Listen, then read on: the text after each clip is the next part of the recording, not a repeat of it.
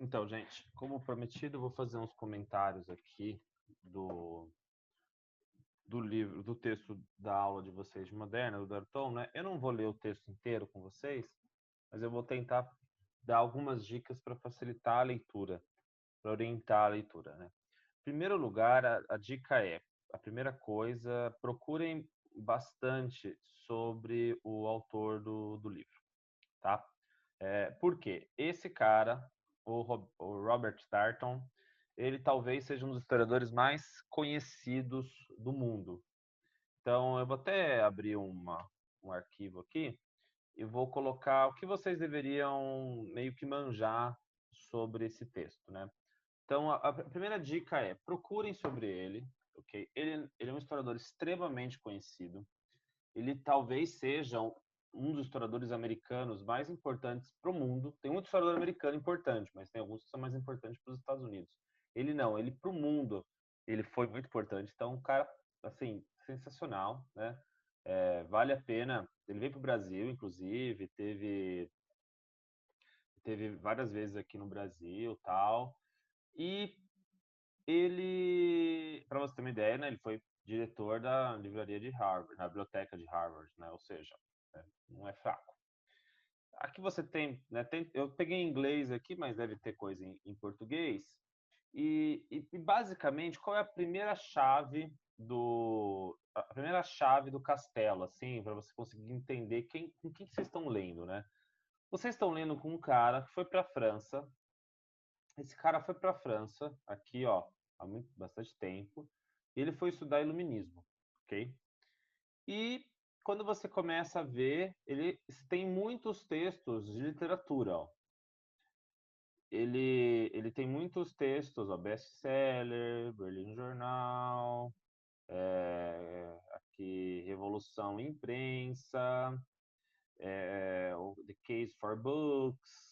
Então ele tem muitos textos sobre literatura. Por quê? Esse cara, ele é um especialista num tema chamado história cultural, né?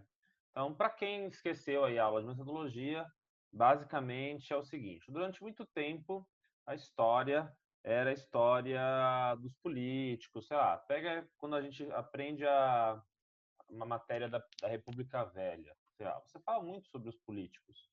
Então, a história era meio isso daqui, ó, um livro pegar aqui um livro do Laurentino Gomes, né? Não estou falando que o livro é ruim, tá? Só estou explicando. Então, por exemplo, 1889, né? Como um imperador cansado, um marechal vaidoso e um professor um injustiçado contribuído para o fim da monarquia. Qual que é a ideia que está por aqui? Né? A ideia é de que quem move a história são os grandes acontecimentos, as grandes batalhas. Então, durante muito tempo se estudou muito história política. Você já deve ter ouvido falar de um troço chamado Escola dos Anal, né? Anal tem esse nome, vocês devem ter estudado, por causa de uma revista mesmo, né? Uma revista Anais, né? Que é publicada até hoje na França. E essa revista mudou muito o jeito de ver história, né? Essa aqui é o primeiro número, ó, da revista, vocês devem ter ouvido falar, Marc Bloch, Lucien Febvre. E uma das coisas que esses caras falaram é: vamos estudar coisas diferentes, entendeu? Então, ele é um herdeiro da Escola dos Análises, ok? E o que ele propõe de estudar diferente, né? Ele propõe estudar cultura, ou seja, coisas do conhecimento, da mentalidade. Ele pretende estudar história cultural. Ele talvez seja um dos caras mais importantes no assunto história, no tema história cultural. Então, eu vou deixar aqui, ó, alguma coisa. Tem um livro bem conhecido, mas vocês já estudam em metodologia. Mas, basicamente, a ideia deles era que você não iria estudar rei, governador, você estudar aqui, ó, conhecimento, modo de vida, comportamento, valores, ideias, visões de mundo, etc. Então, qual foi a sacada dele? Ele ia estudar a Revolução Francesa, mas ele não ia estudar a guerra, as grandes guerras. Ele ia estudar o quê? Literatura, conhecimento. Então, ele estuda cultura, né? Então, ele estuda muito o quê? Ele estuda muito livros, ele estuda muito o mercado de livros, ele estuda muito censura, ou seja, como os reis perseguiam os, as pessoas que vendiam livro. Ele estuda como os livros eram produzidos, porque a gente sempre fala, pô, o livro tá ali, mas o livro não ficou pronto do nada, né? Pô, teve toda uma cadeia de gente que editou, gente que pensou o livro, imprimiu. Então, tipo, esse mercado do livro, sabe?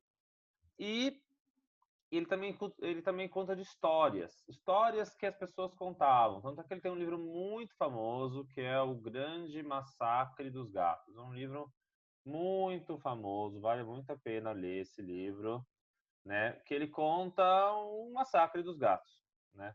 E ele tenta entender por que que essas pessoas achavam isso. De novo, ó, interpretação, mente, imagens, ideias de mundo, tá bom? É isso que ele estava estudando, beleza? Esse livro não é um dos primeiros livros dele. Esse texto, esse livro que vocês estão lendo aqui, ó, George Washington Face It, que é o livro sobre os dentes postiços de George Washington, que é um título para é uma história. Ele está contando uma história, a história de que o George Washington tinha um monte de dente postiço, né?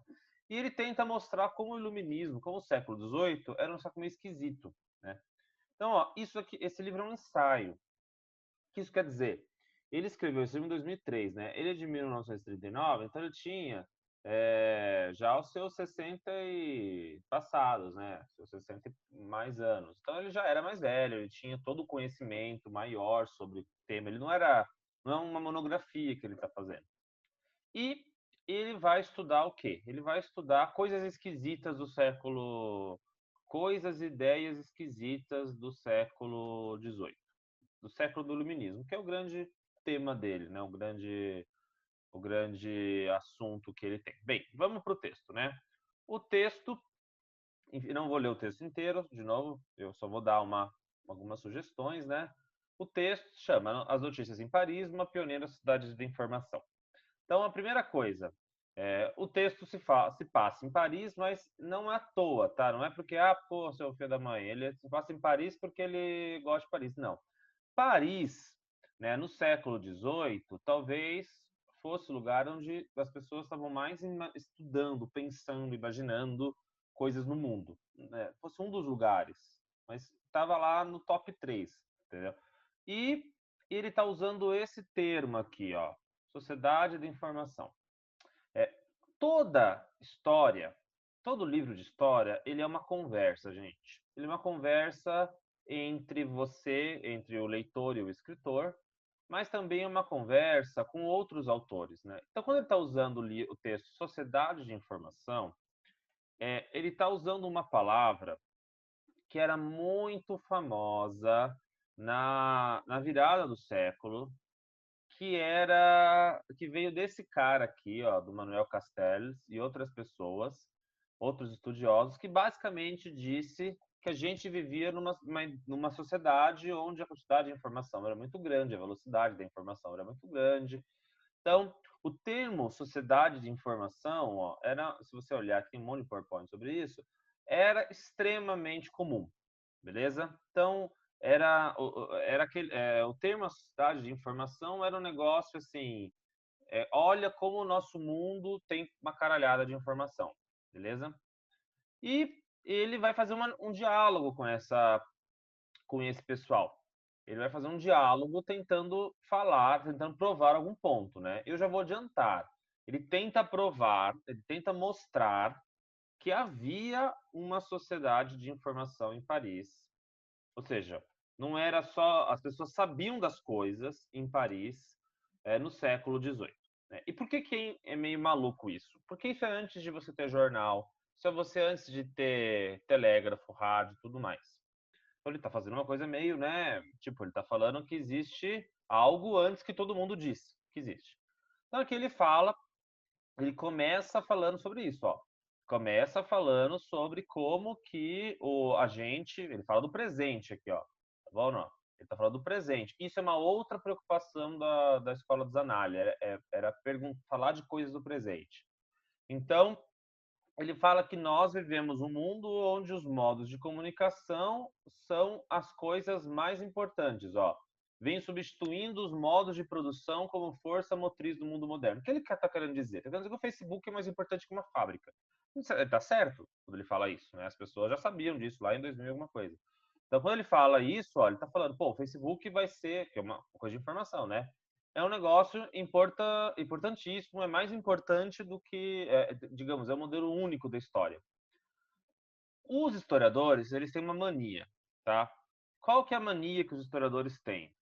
De mostrar que nem sempre que, que o que a gente acha que é novo não é necessariamente algo não é necessariamente algo recente, é algo mais antigo do que a gente imagina.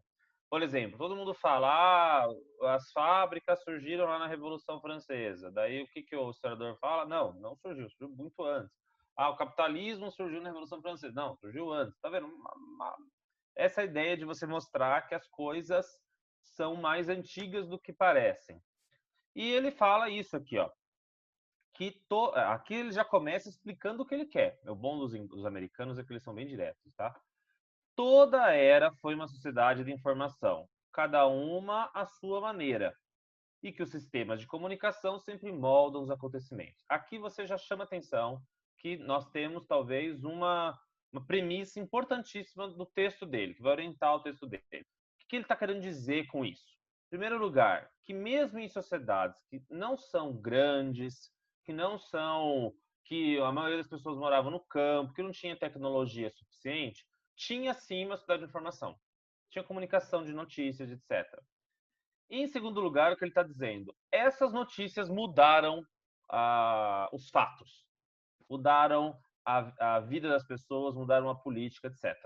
Porque a gente acha, bem, tem fake news, muda a eleição do Trump. Ele está falando, não, antes também estaria. Então aqui ele faz uma pergunta, né? O que são notícias? E que é uma introdução, tá vendo? Ele faz uma introdução do que ele está falando. Então, ó, o que são notícias? Notícias são, aí ele chega aqui, não é só coisa que a gente lê no jornal. Notícias são relatos do que aconteceu. Então, isso é um conceito meio amplo de notícia, tá vendo? Porque relato que aconteceu pode ser você ouvindo da sua mãe o que aconteceu, é uma notícia. É um tipo de narrativa, logo conduzida, deixa eu tirar isso aqui, por emaranhar essa linha de é um tipo de narrativa transmitida por tipos especiais do meio. Quando ele chega e fala isso, que isso é uma notícia, ele está querendo dizer que as pessoas que contam histórias também contam notícias. As pessoas que fofocam também contam notícias. Notícia não é só aquilo que você lê no jornal. Tá vendo que ele já está ampliando aquilo que a gente imagina que é notícia. Então, que é um ponto importantíssimo do texto. Tá vendo? Ele está definindo logo de cara o que ele está falando. E ele chega e fala assim: olha, eu vou propor que um ataque geral ao problema. Ele vai falar que a ideia de que notícia é algo do século XIX, quando surge o jornal, não está certo. Então vamos reavaliar o passado para ver como cada sociedade busca e reúne informação, como cada sociedade transmite os acontecimentos. E aí ele fala assim: existia sociedades de informação antes do século XIX, antes da imprensa. Aí ele dá exemplos. Quando as pessoas tomavam café na Inglaterra, chá na China, elas se reuniam para conversar. No Brasil, os escravos falavam de notícias, mensageiros, Império Romano, ou seja, tudo isso daqui seriam sociedades da informação antes do nosso, beleza?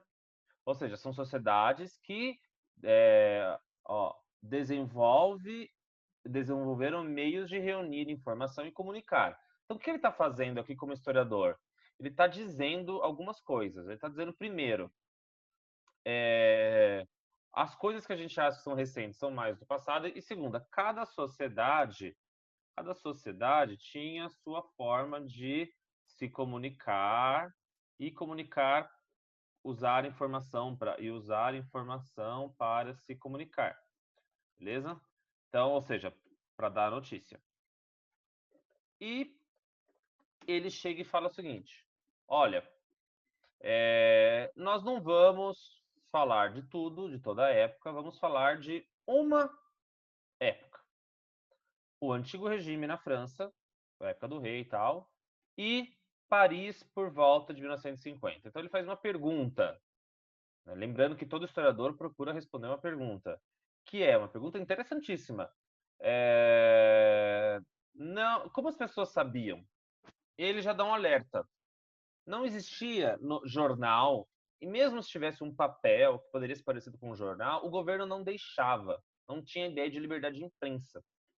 Então, isso daqui digamos, a base do castelo. Então, o que eu sugiro para você, como, digamos, exercício para ver se você entendeu a leitura? Eu sugiro você responder a pergunta dele no final.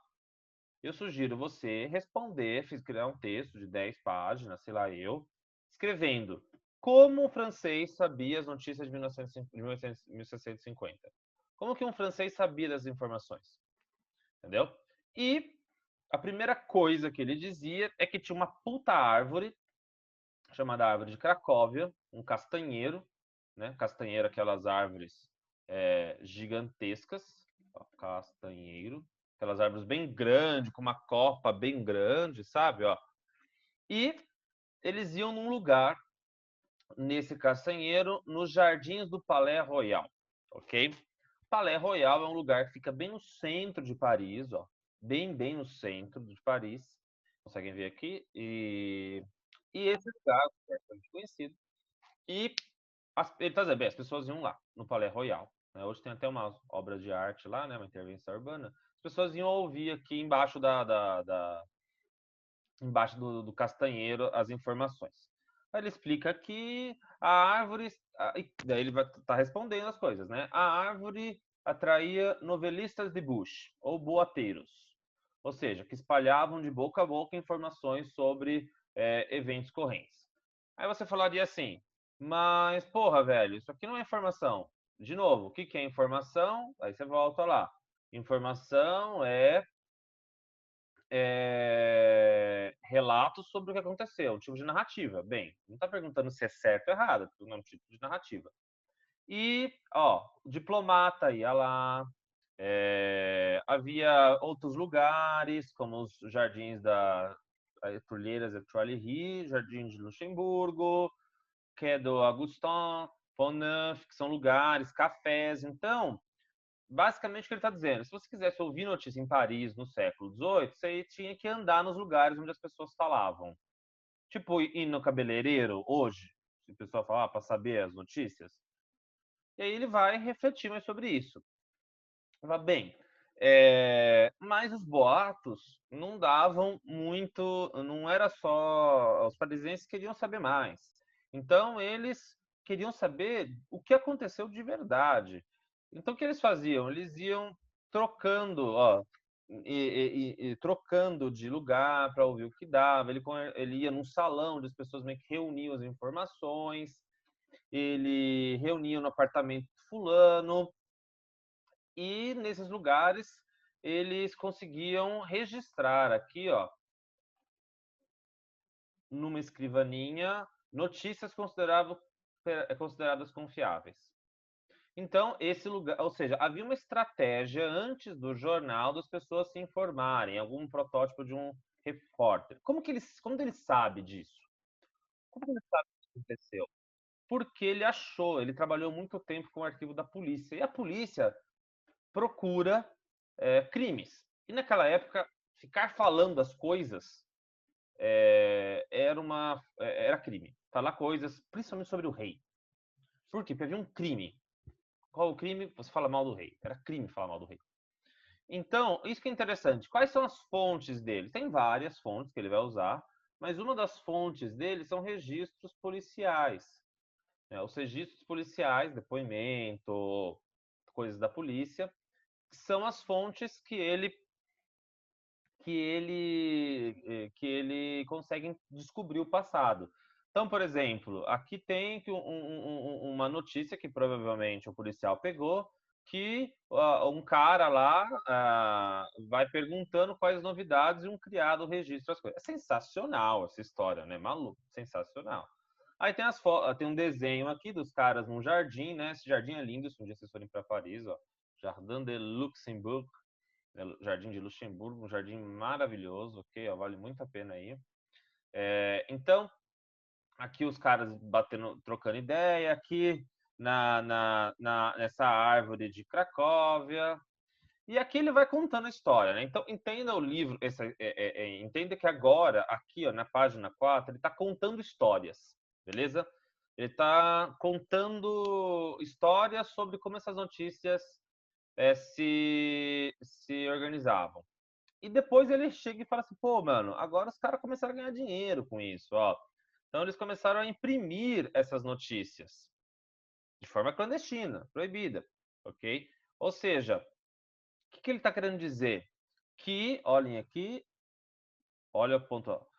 Esses exemplos mostram que as notícias circulavam por diversos mídias, ou seja, ele está comparando diretamente com o jornal do século XX.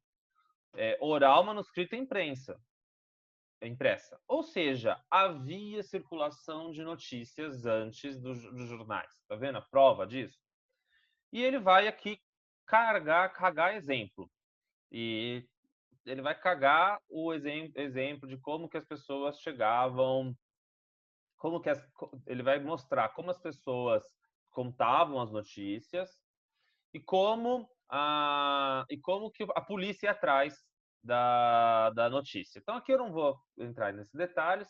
Ele vai fazendo algum resumo.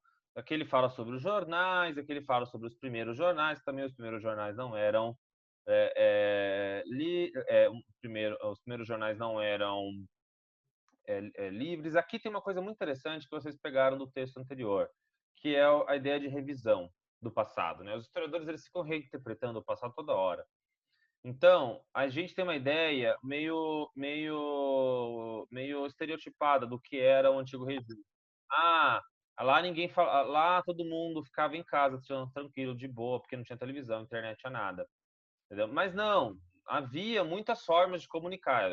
A tese dele, se comunicar mesmo antes da internet, ok? Mesmo antes do jornal. E aí ele vai explicando aqui como as pessoas faziam um sistema de comunicação. Então, ó, ruas, lugares públicos, salões, ia para a livraria, chegava nas pessoas. As pessoas das ruas criavam um buraco que virava notícia de boca, que virava carta, notícia manuscrita, que virava panfleto, que virava livro. Ou seja, tinha toda uma forma de você gerar informação no século XVIII. Ele vai dando mais exemplos aqui, os Anecdotes sur Mademoiselle la Comtesse de Barry, que é aí é uma coisa interessante, ó. Olha como que é interessante o que eles estavam falando. Um livro de escândalo. Sabe notícia da Caras? Ó, aqui é uma biografia sobre a amante do rei que circulava por Paris coletando retalhos de notícias. Então, os caras estavam produzindo fofoca do rei, igual The Crown, sabe? Igual hoje, você entra lá no site, no site, a The Sun, eles chamam tabloides lá no Reino Unido, né? Aí que você tem lá, você tem os caras falando da vida dos outros. Aqui, ó, tá vendo? The hottest showbiz, ó. Daniel Lodge spots with net bruising on their eyes after trip to children. Nossa, sei lá eu quem é essa mulher aí, mas ele é fofoca. Então ele tá falando disso. Só que, de novo, era sobre o rei. E aqui ele entra em detalhes, vocês peguem esses detalhes. E aqui ele está dizendo novamente, ó, ele volta sobre as fontes. Para o historiador, o antigo regime era um estado policial. Ou seja, a polícia ficava catando o que as pessoas falavam. Isso é muito bom para o historiador. Por quê? Gravem isso na cabeça. Sem registro, sem passado. sabe? Sem eu querer as coisas, sem eu ter registro sobre o passado. Se ninguém escreveu sobre Jesus, a gente não sabe nada sobre Jesus. E geralmente as fontes são meio sem querer, né? Então os caras, eles sem querer, os policiais, sem querer deixaram um tesouro para as pessoas, para os historiadores. Por quê?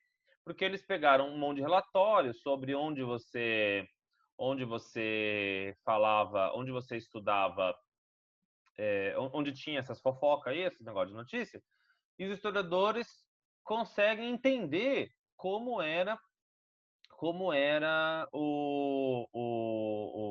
como que eram essas redes orais, essas redes de fofoca. E aqui ele vai falar sobre os mexericos e as canções, né? Mexerico, vocês devem imaginar, né? Mexerico é fofoca da vida dos outros, né? Mexerico é ficar falando né? Ficar falando, porque o professor. O que vocês fazem sobre os professores de faculdade? Você viu? O professor tá bêbado lá na escola, né? É isso que vocês fazem. Todo mundo faz, eu também faço. E aí ele fala que, ó, ele estudou o quê? Ele estudou relatório da polícia, né, sobre os cafés da época, e sobre esses relatórios, eles falavam sobre Versalhes, ou seja, onde morava o rei. Agora presta atenção, porque isso vai ter uma coisa muito interessante. Aqui vai aparecer o que eles falavam, a vida sexual. Vocês leiam o que eles falavam do rei. O rei que falava da irmã. Então, eles contavam uma história aqui, que na verdade era uma história. As três irmãs, que se passava na África, mas não era da África. Com certeza, essa história era um trocadilho para o que acontecia na Europa, lá no país dele, na França. Ele conta essa história, vocês entendam essa história. Ó, os pecados, essa história os pecados do rei atraíam um castigo divino, ele comprou lá de um vendedor. Então, aí vem um argumento muito poderoso. Presta atenção nesse argumento. Para os historiadores, o relato pode ser tomado como um sintoma de ruptura dos laços morais que ligavam o rei a seu povo. Por que Por que ele está falando disso? Porque durante muito tempo, vamos voltar lá na questão da história cultural, né? Havia uma pergunta que era a seguinte: qual é o motor da história? Ou seja, o que move a história? Os historiadores falavam guerras, outros falavam luta de classes, né? Por que as coisas mudam? Por que as coisas acontecem? O Darton está falando, as coisas mudam também pela cultura, pela fofoca, pelas notícias. E isso aqui é muito importante, porque o rei Luís, os reis, vocês sabem disso, eles eram considerados divinos. Então eles tinham uma imagem de sacralidade, ou seja, você não xinga o rei, você não fala mal do rei.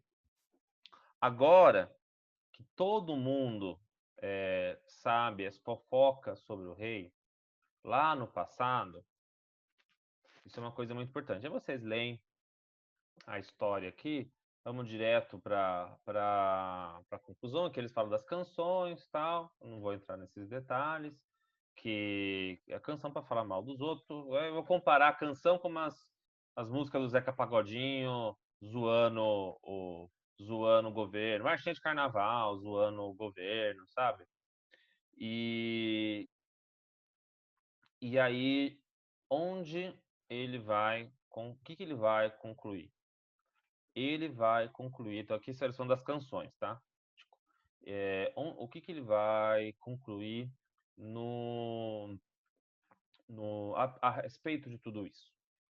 Ele vai chegar a um respeito, é muito mais profundo do que eu estou falando, de que os leitores, eles falavam um monte de coisa, a polícia ia atrás, eles davam sentido ao mundo que eles estavam vivendo, e a hipótese dele era que esses caras estavam, no fundo, falando de decadência e despotismo. O que é decadência? O país está piorando. Ó, O rei está sempre deixando de cumprir seu papel. Que despotismo? O rei é autoritário. O rei, ele governa, ele é um mau rei, ok? Ou seja, o rei não sabe governar bem. O rei, a corte está pensando em putaria ao invés de governar. O povo está sempre pagando um preço porque o rei é cagão. O governo é poderoso e não sabe mandar. E onde ele chega? Ele chega aqui, olha isso.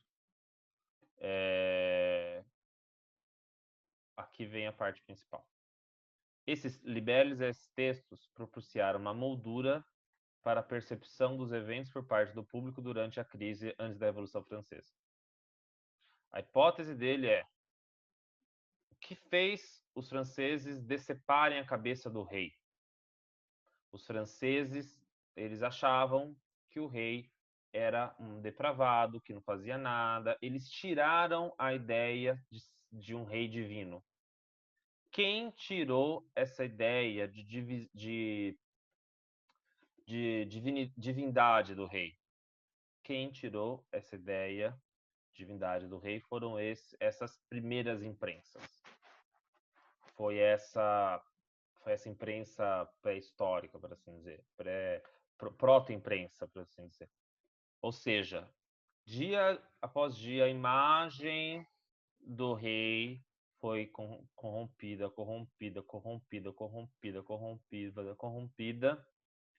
e, por sua vez, isso vai gerar uma destruição política do poder real.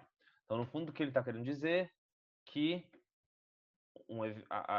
se você perguntar para ele por que aconteceu a Revolução Francesa e por que ela aconteceu do jeito que ela aconteceu, talvez o Radarton vai falar, bem, a Revolução Francesa aconteceu porque as pessoas tiraram, elas desacralizaram a figura do rei. Aí quando teve uma briga, uma treta lá, as pessoas, elas ao invés de obedecerem ao rei, elas falam, não, vamos lutar de frente.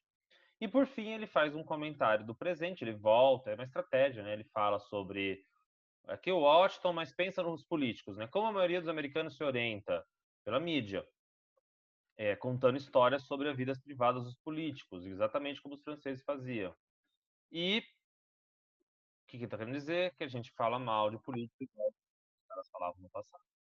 Bem, é um texto muito interessante, é um texto bem legal. Tentem imaginar, tentem ir a fundo nesse texto. Dúvidas, mandem mensagem para mim, beleza? Até mais.